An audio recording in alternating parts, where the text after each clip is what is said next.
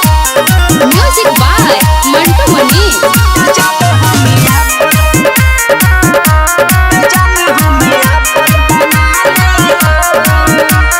झूठा होके काहे तू करे जालू रवा बहावेलू भइल का बाटे सच सच बतिया नहीं बतावेलू।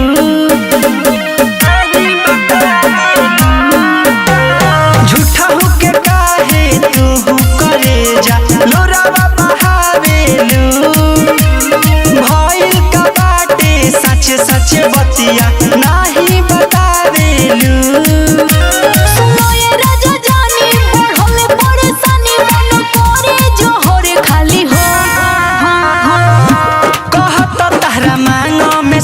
डाल के ए जाने हम अपन बना ली हो कहत तहरा मांगो में से नु डाल के ए जाने हम अपन बना ली हो।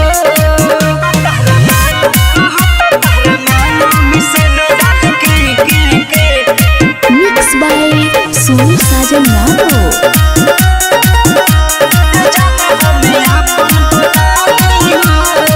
खनी कसम साथ छोड़ब ना गोरी भले जमाना लिही मुँह हमसे मोड़ी प्यार कोइले बानी हम जाइब ना छोड़ी सुनो ये जाने तोहर दिल हम तोड़ी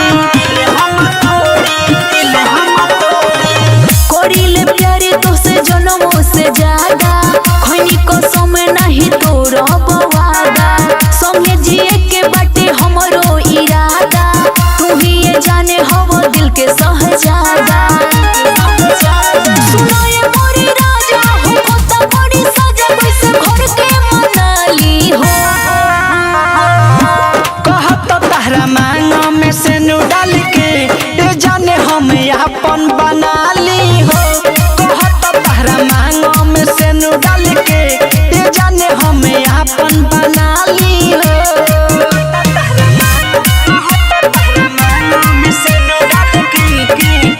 mix by Sonu Sajan Yadav.